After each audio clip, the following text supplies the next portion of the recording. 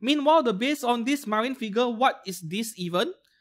This looks like a handkerchief with the crotch hair from a senior citizen being glued on it. Like, what is this even?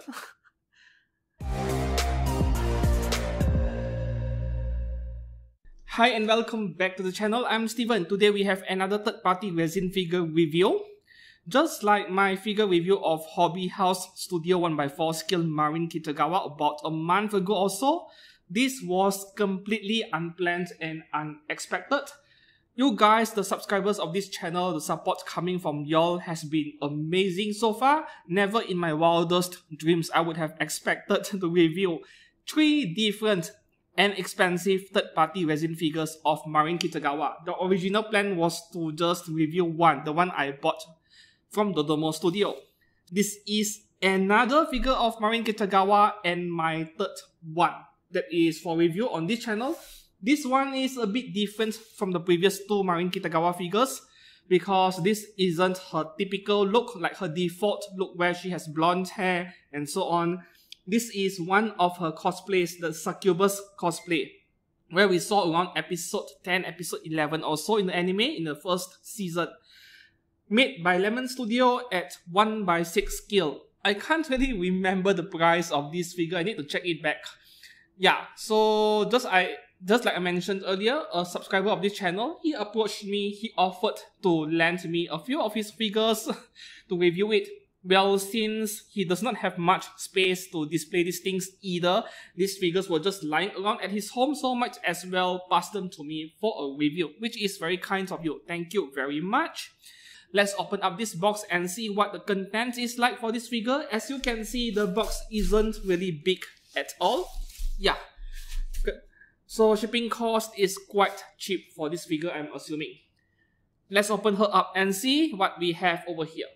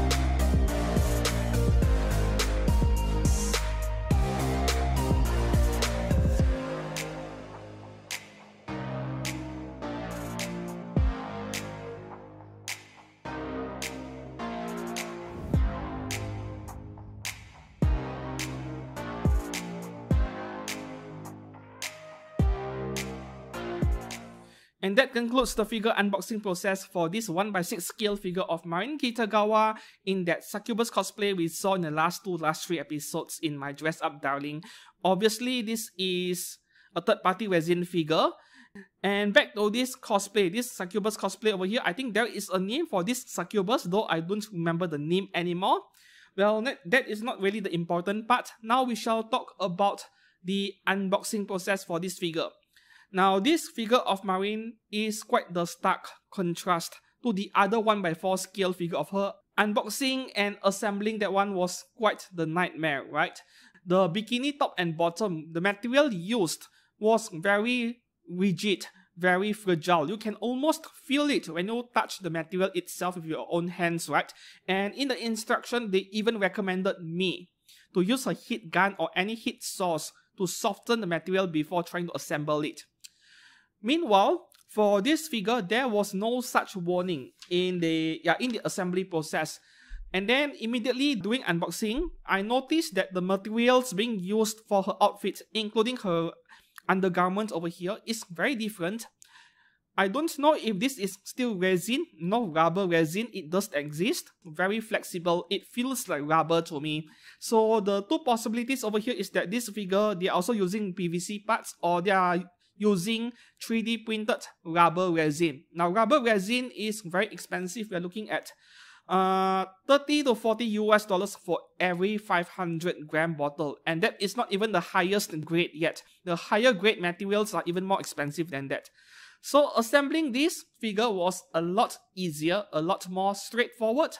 And after fiddling with the figure for a bit, yeah, I think I started to have a bit more confidence. I just pushed the underwear all the way up and then just stretch the underwear and plug it into place. So this one I felt a lot more confident when assembling the figure compared to that 1/4 scale, right? And that is always a good thing. I wish that they would use this rubber material regardless of whether it is 1/4 or 1/8 or 1/6 scale for resin figures. However, it doesn't mean there are no fragile parts with this figure. With this figure, the scariest part are the two wings over here, the two devil wings, the succubus wings, and also the tail, which are very rigid material and it is very thin. For example, this tail over here, you see the peg at the very end, which goes into her back. This peg over here is like a semicircle or half a circle, and it is almost only 1 millimeter in thickness. So you do not want to break this. As usual, because this is not my own figure, I didn't want to push the tail fully in because I'm afraid I won't be able to remove it later. I'll just leave it like this. As for the two wings over here, fortunately, they are not very tight. You can just push it into her shawl over here and it will go in very easily and it will stay there, it won't fall off. It is not very loose yet not very tight at the same time. Not difficult to remove and put it back into the box if needed. The main purpose of this instruction sheet over here is that, yeah, it is telling you to follow the exact steps as listed over here or you might accidentally break the wings. And that is all. I think the assembly process is a lot easier. And speaking of the packaging of this figure, right, it screams low cost everywhere. Low cost, minimum budget, minimum effort. Yeah, the box actually looks nice. This print on the box is really nice. But other than this picture, yeah, as you can see, they did not print anything else. Like, they did not even hire a designer to design the box, the packaging maybe, to cut cost. And this instruction sheet over here is literally just a single sheet of white A4 paper, yeah. Of course, this is only $162 or so if I remembered correctly, so it is not surprising that they are cutting cost whenever they can because resin is a more expensive material than PVC. Now, moving on to the figure, right? Now, when I look at this figure of Marin Kitagawa, I immediately noticed that the face on this one is way better than the one made by Dodomo Studio. Yeah, Dodomo Studio was almost there, but they misaligned the eyes on that figure. As for this figure of Marin Kitagawa over here, how about the face? How much resemblance is there compared to the official product photos? I think the one printed on the box over here, this is one of the official product photos. So we have a really good reference over here on the box itself.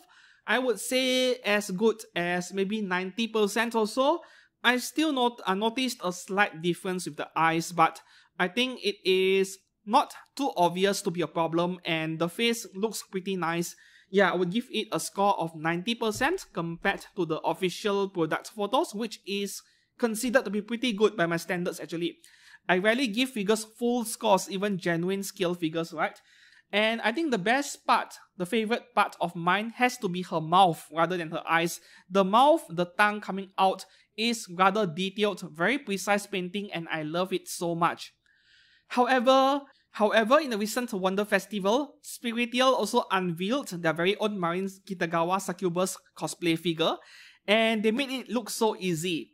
Yeah, that one, the face expression on that one, it was just an unpainted prototype, but it already looked way better than this one by Lemon Studio. Now, Lemon Studio's version of Marin Succubus is in second place in terms of the best face expression. Doesn't mean this is a bad figure, but there is already a better one out there. Maybe it will be coming out in late 2024 or so, and I am really looking forward to that one. Now, moving on to the other parts of this figure, the sculpting, I would say it is on the ordinary side of things. This figure, other than that shawl around her neck, right, that white color shawl, every other parts of this figure, I wouldn't call it very detailed. The details are there, you can see all those texture on her outfit, which is always nice. That is about it. Even the paintwork on the hair, yeah, it is on the ordinary side of things, though there is nothing wrong with it. If there's one thing I really like about this figure of Marin is that the outfit she is wearing, it almost looks like it was made by an amateur. You know, a cosplayer who makes her own clothes, her own cosplay clothes, rather than buying it from a store. So maybe the stitching isn't quite as perfect. Yeah, the stitching on the side of her sleeves over here, it looks a bit rough, a bit poorly finished, something like that. So to see them pay attention to details like this, like making the clothes not as perfect because this is not a professionally made outfit, yeah, I think that is a really nice touch coming from Lemon Studio. Even the shawl around her, you can almost feel like it is something made by an amateur who was sewing her own clothes rather than buying from a store outside, right? And I like that a lot. And then as for the feet, because she is wearing stockings, yeah, it is not as detailed as the one by Dodomo Studio. The one made by Dodomo has the best feet. As for her hair, right, if you looked very carefully, there seems to be some glitter effect over there as if they used those glitter glue for children on her hair. Now, this is something personal to me. I don't like that at all. It looks like something painted by children, you know. They love those glitter powder, glitter glue, and I'm not a fan of that. But at the same time, when you think about it, right, you go to any shop that sells wigs for cosplay. Sometimes the wigs they sell, those very colorful ones, pink color, fluorescent green color hair and so on, where they actually shine under light and you can see some glitter effect over there. I think they are trying to replicate what we see in actual cosplay props out there. Yeah, wigs with this glitter effect, they do exist, right? And this is really a nice touch once again coming from Lemon Studio, so I'm not going to complain too much about it. If there is one thing I would like to point out is that I wish that there is some gradient shading paintwork on the hair, but other than that, there are no issues at all with the paint job on this figure. So this is a pretty well made figure at $160 plus US dollars plus shipping, of course. Now, last part is regarding the base. Now, the base of this figure is perhaps what I hate the most about this figure. The base on that Asuna figure by Max Factory looks like an actual carpet at 1/7 scale. Meanwhile, the base on this Marin figure, what is this even? This looks like a handkerchief with the crotch hair from a senior citizen being glued on it. Like, what is this even? Seriously, this has to be one of the worst fabric bases I've seen for any figure out there, be it genuine or third party. I would rather make a custom base for this figure if I am the owner of this figure. Yeah. Now onto my final thoughts on this figure. Is she worth picking up? Alright, it all comes down to price. If you can overlook this horrendous base over here, and you come across one at the original pre-order price of around $160, $170 US dollars or so, she is still worth picking up, right? The face on this figure is quite nicely made. But if you are coming across inflated price everywhere you go, $250, 300 plus US dollars, I would say forget about it. Just skip this figure and wait for the one made by Spiritiel. Patience is often worth it. Yeah, that one is looking to be a lot better than what Lemon Studio came up with. And that concludes the review on this 1/6 scale figure of Marin Kitagawa Succubus cosplay by Lemon Studio. What are your thoughts on this figure? Do you own one? Please let me know down in the comments below. As usual, if you enjoyed this review, please do give this video a thumbs up and consider subscribing to this channel for more figure reviews like this in the future. Until then, I shall see you guys again very soon. Goodbye.